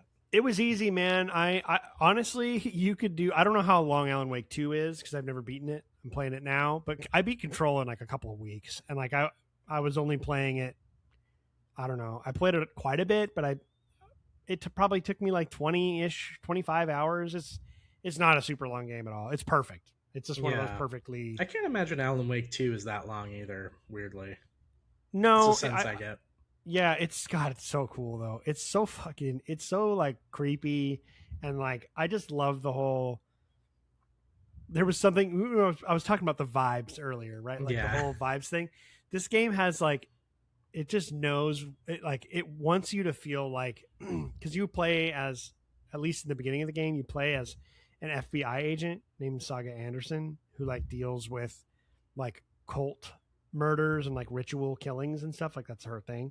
And it's just so cool. Like you're examining crime scenes and putting together the evidence on this like evidence board. And then you've got the classic like navy blue jacket that has the gold yellow FBI on it. Yeah. And you're going through some like scary ass decrepit cabin in the woods of Washington State Olympic Forest, and she's doing the thing where she's holding the flashlight with one hand and the pistol and crossing her arms over, like in every movie that has an FBI agent. There's just something about that, it's just like, so it knows exactly what it's trying to look like and feel like, and it nails it. The Control and the Alan Wakes are just, they have that like X-Files Twin Peaks thing going on, and they really nail it. It just feels great. The Silent Hill Townfall is also coming out the next day on September 24th. This is one, again, this for me is like, yeah, I'm interested, but it's going in the bin because I've got to play. I'm waiting for them to remake the first game, and then I'm just going to play through all of these later on. Kyle, I know you said you had expressed more interest in Silent Hill than other horror franchises, being that's not usually your go-to. Are you kind of in the same boat I am, where you kind of want to wait and just play the other stuff first? No, I won't touch the older stuff. That's too scary. Well, they're remaking them though. Like they remade the second one. That's what I'm saying. Oh, I have Silent Hill was it was the first horror game I ever touched, and I was a kid, and it ruined my life. I have never. I was so scared. I literally. I might have played maybe 10 minutes. Yeah. I was so terrified. That's how I was with Dead Space. For what it's worth, I think the Silent Hill 2 remake is not even close to the same level of scary as Alien Isolation. Really? Alien Isolation is one of the scariest games of all time. That shit is insane. Yeah, I would say like I even think that Silent Hill remake or 2 remake is like even a step below like Resident Evil 2 or 4, like in terms of scary. Okay. Like I don't really find it that scary. It's more like the environments you're in are kind of creepy, but like the actual like monsters, I guess, that you're kind of dealing with in the game aren't really that scary. Like they have like boss fights that I think are a little bit creepier than your average one, but they're like over pretty quickly. But like just the little like bullshit kind of like monsters that you're finding throughout the world are like really not scary. Sometimes they actually kind of get annoying. Like you're like, I've seen so many of this particular kind of enemy that I'm almost ready for some more variety. So I don't find them to be like particularly scary. Well, especially since you can kill them. Yeah. Right? I mean, I think that's the thing with Alien is like you're just fucked. Like you just have to get out of there and hide and get it and distract it and find ways around it. Because I feel like the Silent Hill games are more like Resident Evil, which is more like Dead Space, which is a third-person shooter. You're killing shit. You're fighting things. You've got ammo and weapons, and you've got ways to defend yourself. Like you're not helpless. And as the game goes, you get more upgrades and better stuff, and you become kind of unstoppable by the end of it. I don't know about Silent Hill, but that's what Resident Evil and Dead Space are like. I mean, you're like a fucking tank by the end of those games. There's nothing stopping you. It's usually the first 1 or 2 chapters of these games are the scariest, and then it's like, oh, okay, this is fine. Yeah, and then you're just like armed to the teeth. Yeah, I mean, Silent Hill Townfalls seems pretty interesting seems like to me. Isolation, like, right? Isn't it like a first-person hide game? I don't know. I know that Annapurna is working on it, so I think it's supposed to be like a little bit more cinematic. Oh, really? What is she doing? Let's see. She's a great voice actress. I think Annapurna Interactive, right? It's like I was thinking, wait, who is that girl that does Jinx? What's her name? I forget. I'm not sure. Annapurna Interactive is like a publishing arm. I got that totally wrong. Ella Purnell. Okay. There you go. Okay, Annapurna, Ella Purnell. I could see that. Yeah, for sure. Okay, I've got a hideaway one here, early October. I don't know if you guys have anything before we get to the big ones on October. There's 2 huge games on October 6th that I know we're both into. That End of Abyss game, I think looks really cool. Great. Isn't that that's the little like top-down twin stick horror shooter, right? Yeah. That game looks fucking awesome. Looks great. Very excited. Like if that gets decent reviews, I'm picking that up for sure.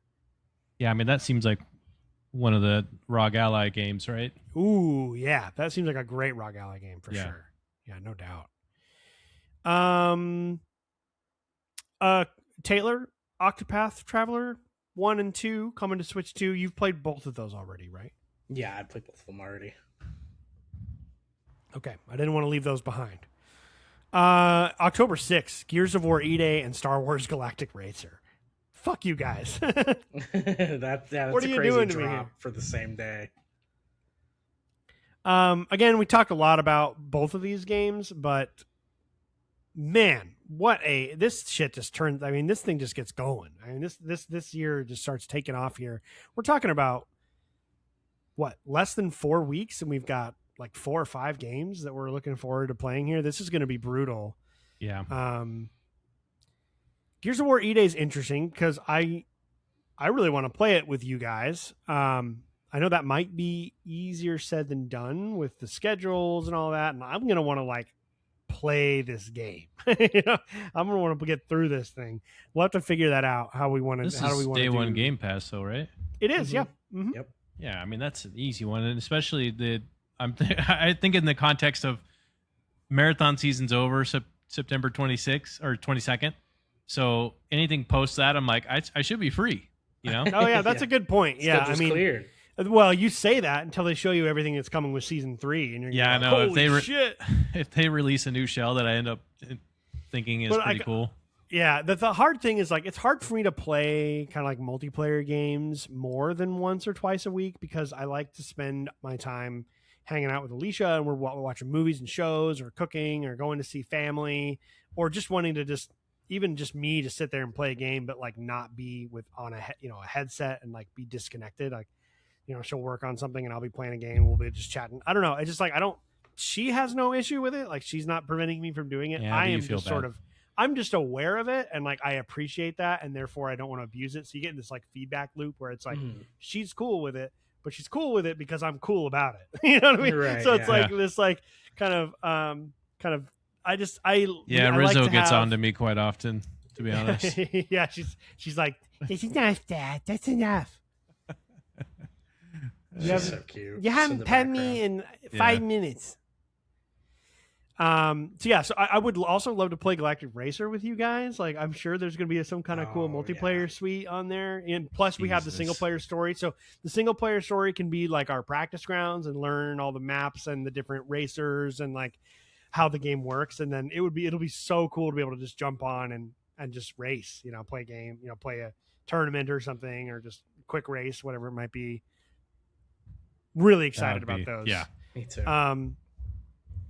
Yeah, Taylor, just between those two, what are your thoughts on those? Are you going to play those both? Oh yeah, I'll be playing both of them for sure. Gears of War is, you know, long time coming. The last one I played with a ton of frequency was Gears 5, and I had a lot of fun with Gears 5. So this seems to be kind of going back to the old school. I'm excited to get acquainted again with the old cast of characters and kind of see where it all started. So Game Pass makes it really easy to just pick up and play. So that and Galactic Racer I'll probably be playing like at the same time. And can't imagine either one will be that long either. So should be a good duo pack of games to just sink some time into. Absolutely. I don't know if it's on my end or yours, but I can understand you, but you've turned into like a robot to me. Uh-oh. Are you hearing definitely that, some Kyle? lag going on. Yeah, for sure. So maybe it's like a connection thing. Fortunately, I can completely understand you, and the people listening to the show will have no idea because it will be your local recording. Yeah. But to me, you're like, I don't know, Gears 5 was really cool. I was like, oh man, we've lost it. But I got every word, so at least I can understand it. But very robotic. So if Sony has intercepted his comms before he started talking about an exclusive from Xbox. Yeah, that's what it is. Oh my god, my ISP's been laid off by Xbox. Yes, that's what it was. Yeah, one of the 1,600. Yeah, man, got laid off there. Star Wars Galactic Racer is going to be awesome, just for the sole fact that seems like the type of game where, you know, it'll be years from now, and we'll just be like, hey, you guys want to just hop on and play some Galactic Racer? You know, for sure. Yeah. It's one of those games that will just last a long time if it's done right. It looks great. I have full confidence that it's going to be great. But yeah, it definitely looks like one of those games where we're going to get a lot of value out of it just years to come. You know. Totally. I think this would be a prime game for like DLC as long as they don't do it, as long as they don't abuse it. Mm-hmm. But if we really enjoy it, you know, new pod racers, like a pod racing pack, or like, you know, if it's well priced and you get good value for it, I think this game could live for a long time. This could be like a good live service game. I feel like that I'd be interested in coming back to and playing. Feels like one of those games you just kind of pick it up and play it for 15 minutes or whatever before bed, you know? Yeah. Which I'm get a I'm race or two in. Gears, I would say Gears to me is like, it's like choosing between children as far as like most anticipated Control or Gears. It's real close. This is just like I don't know. This is like a year for me, apparently. We got an Assassin's Creed remake. We got a Control sequel. We got a Gears prequel. We got a Star Wars racing game. It's like, holy shit, man. This is like all kinds of stuff that they're just like lining it up. And it's hard for me to say no to any of this. Like, I have to figure out how the hell how am I going to make this happen?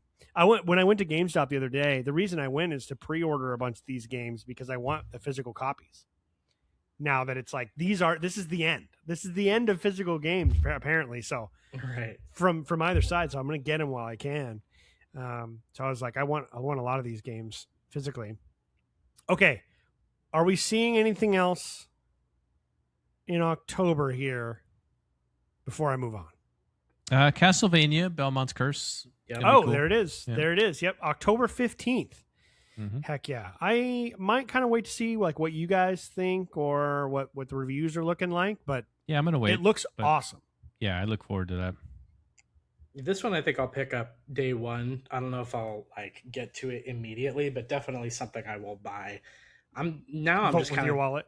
Yeah, I think right now I'm just kind of having a conundrum of like, do I play this on PlayStation or Switch? Like I don't know which one would be better. I feel like Switch might be more fun just because of the handheld aspect, but I don't know if it's supposed to be like a sequel to Symphony of the Night. Seems like it'd be a lot more at home on PlayStation. So yeah. maybe I just double dip and get both. Who knows? Yeah, I mean, this is one of those years where you're just gonna have to. I mean, for me, like the way that I operate, it's like I'm just gonna buy a lot of games this year and just probably only play half of them. Right. You know, because like I want to vote with my wallet. I want to put my money where my mouth is. I want to be like, yep, that's what I want. I want you make more of that. Do this. Yes, I like these single player, third person action games and remakes and all these. And like it's like I have to show up. You know, so that's the hard part. Is it's just a lot. It's a lot. Anything else in October? I think that's it for me. Okay, that I believe. So. Is it for me as well. I will shout out a lot of people in our audience. We're all about Valor Mortis. A lot of people excited about Valor Mortis. I was not personally, but lots of people. Me neither. I know that developer is popular. They made the Ghost Runner games. I just wanted to shout it out because I know that there are some people that are excited. And then November is tough. It's like nothing there because Grand Theft Auto 6 is coming out. Yeah. That's such a short list. Everybody got the fuck out of there. Yeah, dude. It's insane.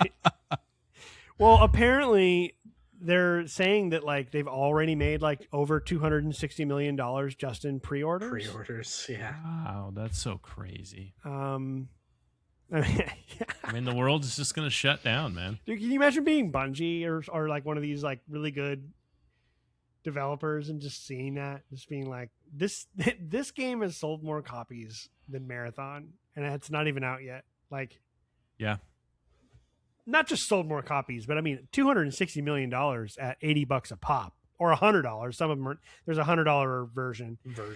So I guess my question is for both of you, Taylor. I guess we'll start with you. Are you buying it day one? Are you getting the base version or the $100 version? And where is your excitement, anticipation meter level for it? Yeah, all three good questions. I would say day one buy, yes, probably. If not for like my maybe eventual excitement for it, then like Anna is super excited for it. Like GTA is like one of her favorite series. So I know she's been bugging me to get to GTA 5, so I got to start that at some point soon and get to that. But I don't really feel like super excited for it like right now, but maybe like a month out or something is kind of where it'll finally sort of hit me. So I definitely could see myself buying it day one. Probably will only get the base version. I don't really feel like they could offer me anything, and any other version outside of that would be appealing, especially like at that point if you're spending like $100 on a game, especially for me a digital game too, like that just feels even worse for me. So, yeah. So definitely don't want to do that. And then what was your last question? I forgot. Well, you basically answered it. Like where your personal excitement and anticipation level is. Oh, okay. Yeah, decently excited, but definitely seems like something I'll get excited for, like when we're 2 weeks out or something, For sure.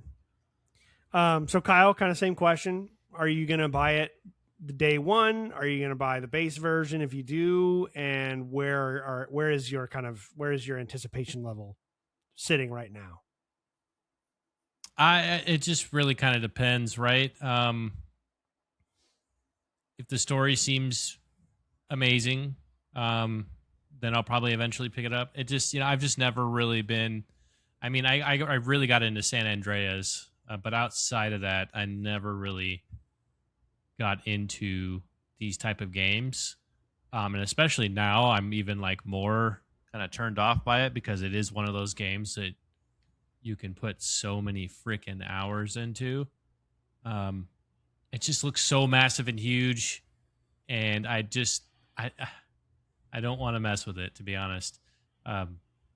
Especially at the price range that it's at, which it is a fair price range. I want to be clear. Yeah. I'm just not going to invest myself. I'll wait until it's on like a crazy sale.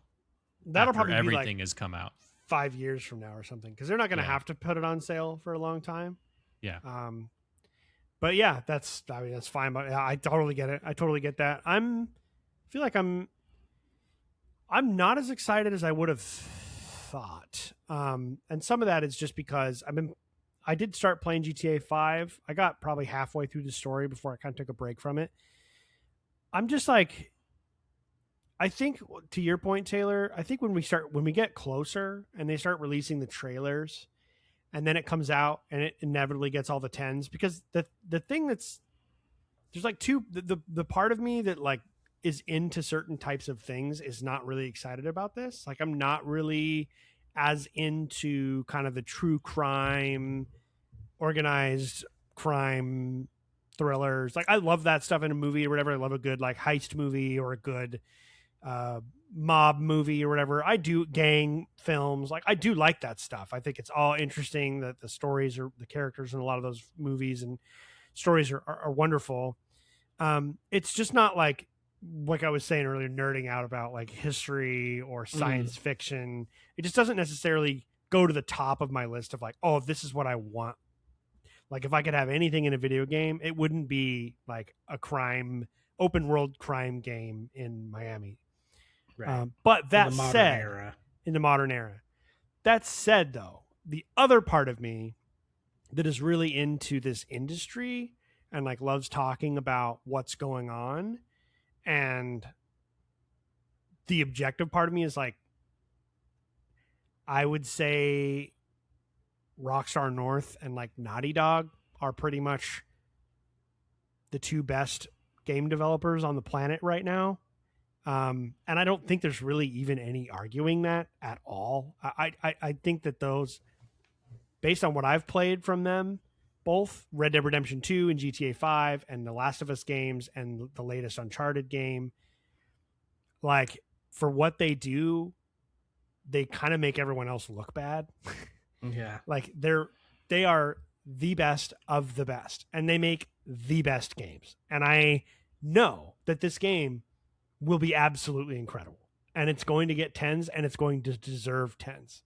Like playing through GTA 5, even though I'm not like the biggest GTA guy, just playing through it, I was saying last time, it's just like nobody pays this kind of attention to detail and still makes a fun game, and they do both. And it's going to be, I think it's going to change the way we look at video games. I do really think that that's kind of the level. It's like that or bust for them, and I think they're going to do it. Yeah. Like they just have that type of like they that's the kind of team they are. I mean, they've been working on this thing, and they are just so uber talented, and they've been given all the money in the world and really all the time. Yeah. It's going to be one of the great games ever made, is my guess.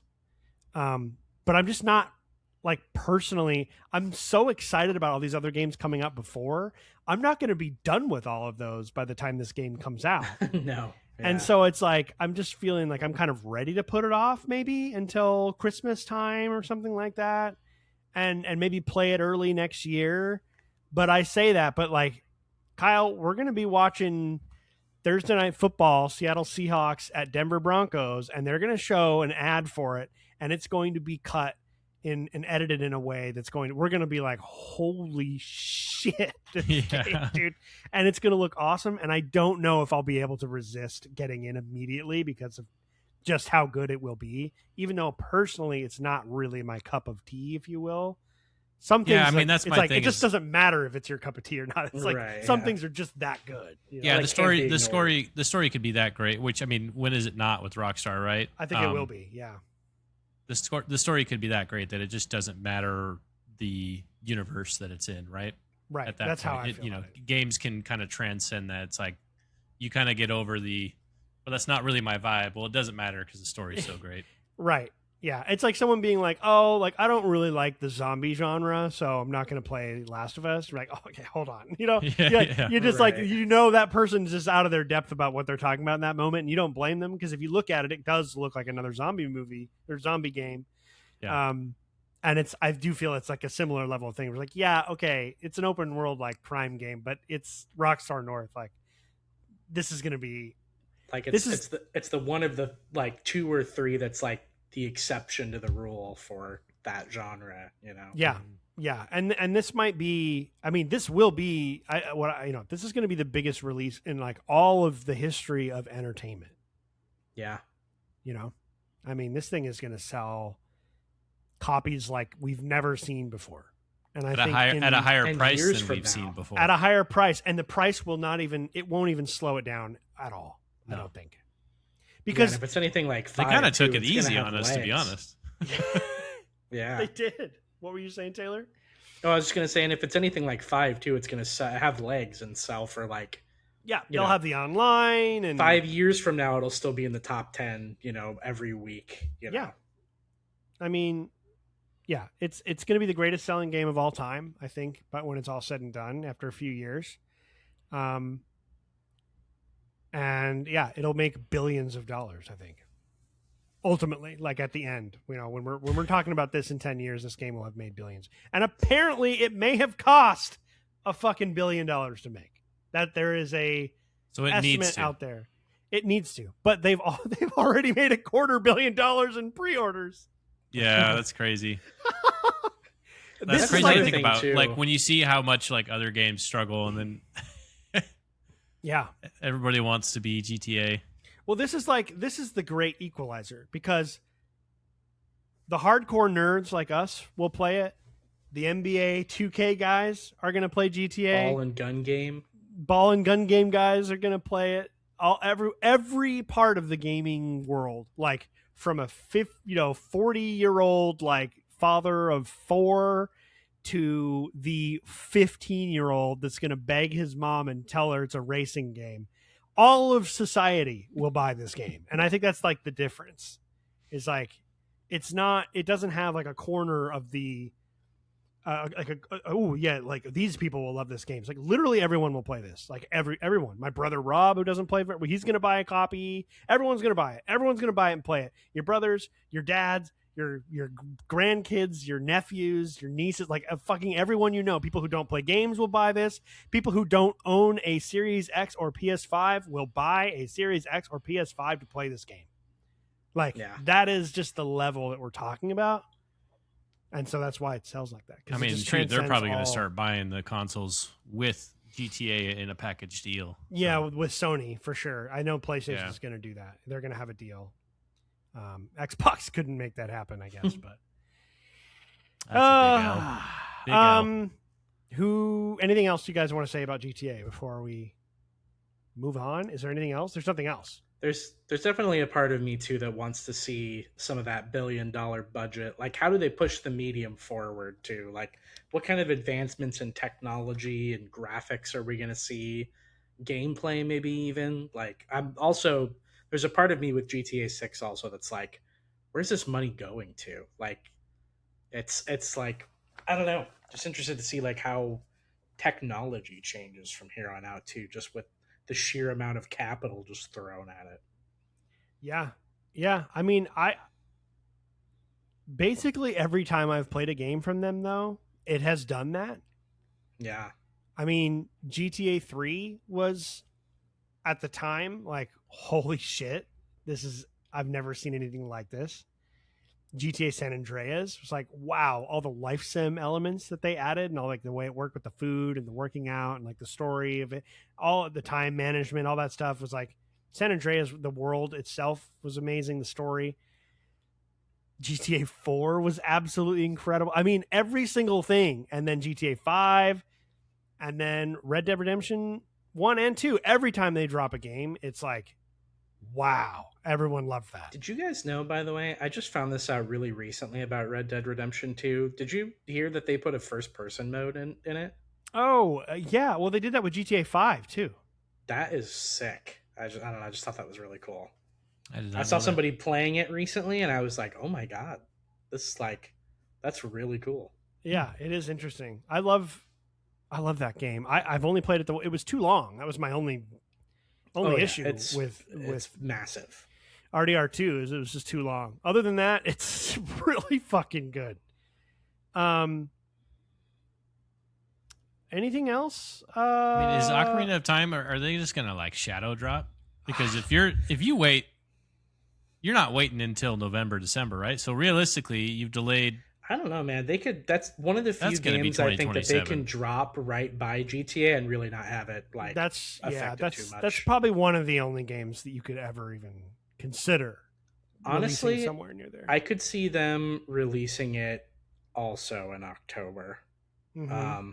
There's also a part of me that thinks maybe they could release it during the Christmas time, but Nintendo's kind of been doing this thing recently where they will show like kind of a teaser for like a game that's coming out later in the year, and then they do like a Nintendo Direct that's like just all based around that game, and it's like an hour long.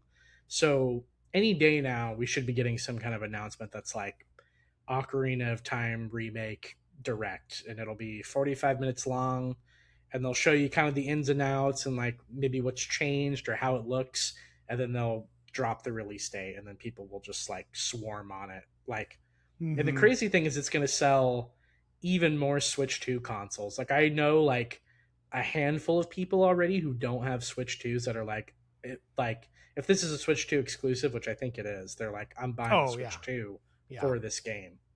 It will be. Yeah. I mean, even I would be somewhat tempted by that. I'm not going to this year, but maybe later.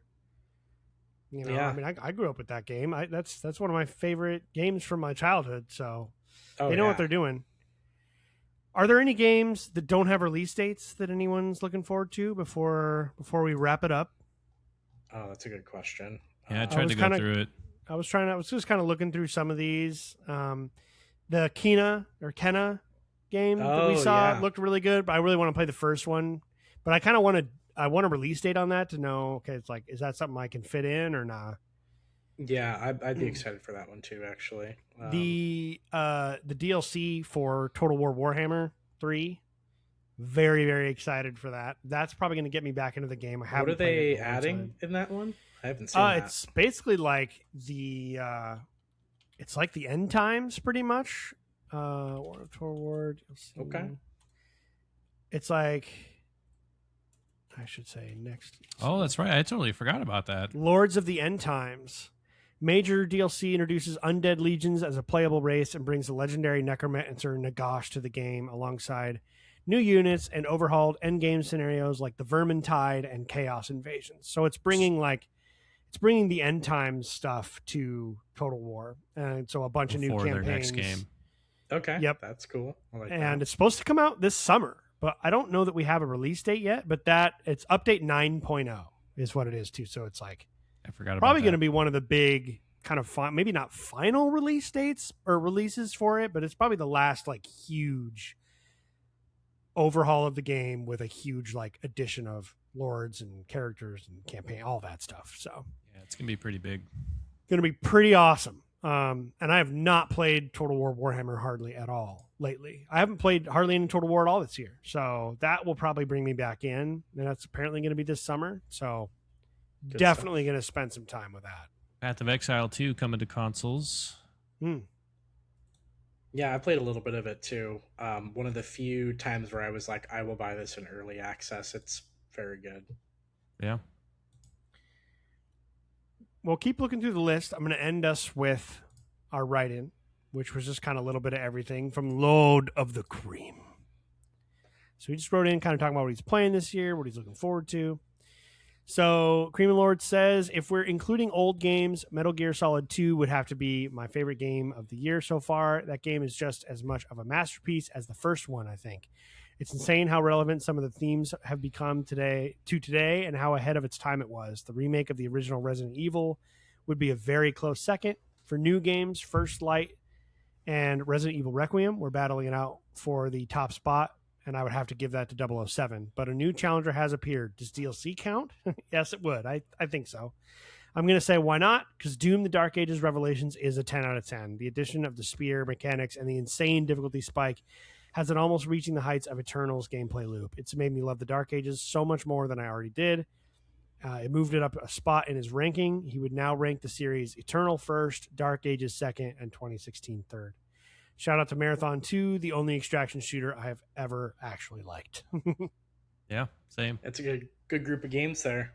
Yeah, just wanted to give him his due there. He wrote in a little summary of everything going on for him. I think that's everything for me. Yeah, same. Yeah, I'm not seeing anything else here. As if that wasn't enough. Right.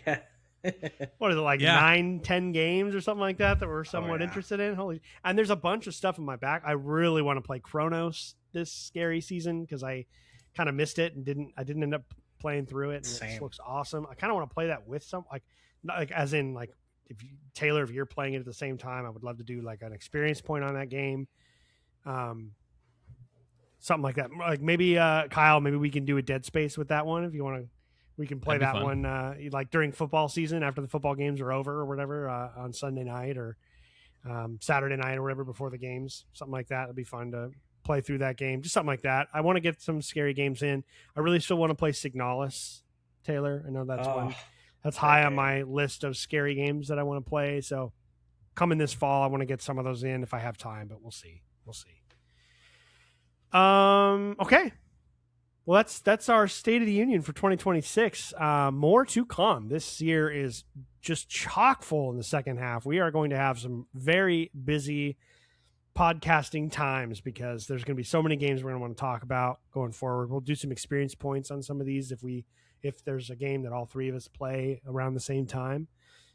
Would love to do some EXP episodes on newer games. I think it'd be fun. So we'll just keep it tuned here almost every week. We'll have a new episode for you guys, and a lot of this stuff is going to get covered over the next few months. So stick around. Any final words, gentlemen? Kyle, Taylor, you got anything to say to close this out? No, good to be back. Another great episode. Good to be back. Yeah, good to see you guys. Feels like we're back in the swing of things. It was kind of a weird week. Very lazy week. I feel very blah, but I'm coming out of it now. So me too. This was a good step to that. So now I'm going to not be able to go to sleep for several hours because I'm always amped after these are over. So awesome. Well, you guys, everyone have a great weekend. Oh God, I'm off this weekend. I don't work. It's going to make me cry. Nice. Have a wonderful, safe weekend, and we will catch you guys next week on the Solo Gamer Podcast. But until then, later. See you guys. Stay safe. Later, guys.